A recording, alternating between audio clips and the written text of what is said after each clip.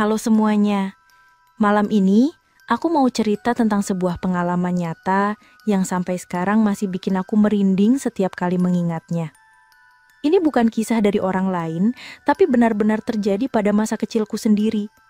Sebuah kejadian yang terjadi di rumah nenekku sekitar tahun 1992. Dulu, waktu kecil, aku paling seneng kalau liburan sekolah tiba. Karena itu berarti terasa menyenangkan. Apalagi karena di rumah nenek ada seorang asisten rumah tangga bernama Mbak Yuli. Aku memanggilnya begitu.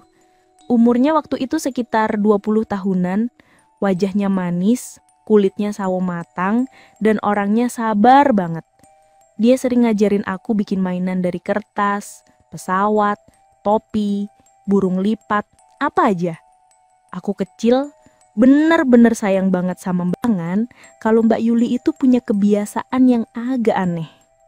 Setiap malam, walaupun udara desa itu dingin banget, dia selalu tidur cuma pakai jarik kain batik panjang warna coklat, tanpa pakaian dalam dan tanpa selimut tebal. Katanya sih, biar lebih nyaman dan bisa tidur nyenyak. Aku waktu itu nggak paham, ya cuma ngikut aja. Sampai suatu malam, aku kebangun dan lutut menekuk ke atas. Mbak Yuli seperti merintih kesakitan, namun matanya masih terpejam. Tapi nggak seperti orang mimpi. Jariknya udah terlepas bagian. Aku yang masih kecil cuma bingung. Udara tiba-tiba jadi dingin banget. Dan aku ngerasa ada sesuatu di kamar itu. Entah dari mana, tapi suasananya berubah kayak ada yang memperhatikan dari sudut ruangan. Di ruang tamu, nenekku terbangun. Beliau panik, nanya apa yang terjadi. Tapi Mbak Yuli nggak bisa ngomong apa-apa, cuma nangis. Malam itu, aku disuruh tidur sama ibu di kamar depan. Dan aku nggak tahu apa yang sebenarnya terjadi setelah itu. Besok paginya, suasana rumah nenek itu aneh banget. Ada tikar digelar di halaman belakang dan beberapa orang datang bawa kemenyan dan air putih. Katanya dia nggak berani lagi tidur di kamar itu. Bertahun-tahun kemudian, waktu aku udah SMA, ibu baru cerita. Malam itu ternyata Mbak Yuli disetubuhi oleh makhluk tak kasat mata. Ibu bilang, Juli sadar penuh saat kejadian. Dia merasa ada yang menindih tubuhnya, tapi nggak bisa bergerak. Dia merasa disentuh, dipegang, bahkan disetubuhi, tapi yang melakukannya tidak terlihat. Yang pintunya menghadap ke kebun pisang. Sampai detik ini, aku nggak pernah berani lagi masuk ke kamar itu. Karena aku tahu, malam itu Mbak Yuli nggak sendirian.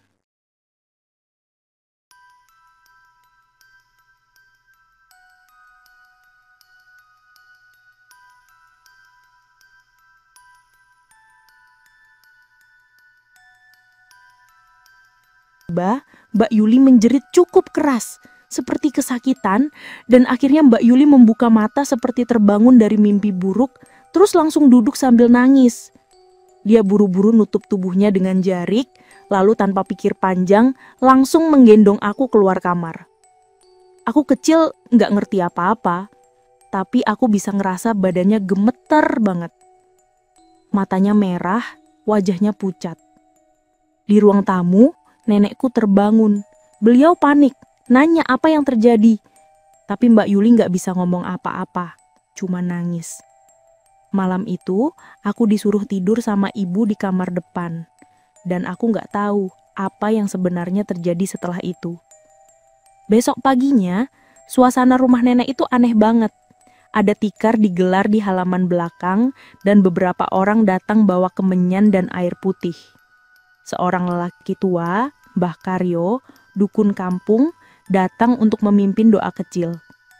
Dari jauh aku dengar, dia bilang, dia diganggu makhluk halus penunggu sungai. Mungkin ada yang menarik perhatiannya. Setelah acara itu, Mbak Yuli kelihatan agak tenang. Tapi malam-malam berikutnya, katanya dia sering mimpi buruk. Dan gak lama kemudian, dia pamit pulang ke desanya. Katanya dia nggak berani lagi tidur di kamar itu. Bertahun-tahun kemudian, waktu aku udah SMA, ibu baru cerita. Malam itu ternyata Mbak Yuli disetubuhi oleh makhluk tak kasat mata. Ibu bilang, Juli sadar penuh saat kejadian. Dia merasa ada yang menindih tubuhnya, tapi nggak bisa bergerak. Dia merasa disentuh, dipegang, bahkan disetubuhi, tapi yang melakukannya tidak terlihat. Sejak malam itu hidup Mbak Yuli berubah. Dia sering sakit-sakitan dan katanya tiap malam selalu mimpi didatangi sosok hitam besar yang duduk di tepi ranjang.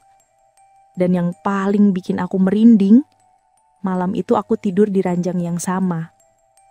Sekarang rumah nenek udah sepi, tapi orang-orang desa masih bilang, kadang malam-malam mereka mendengar suara perempuan menangis dari arah kamar belakang yang pintunya menghadap ke kebun pisang. Sampai detik ini, aku nggak pernah berani lagi masuk ke kamar itu.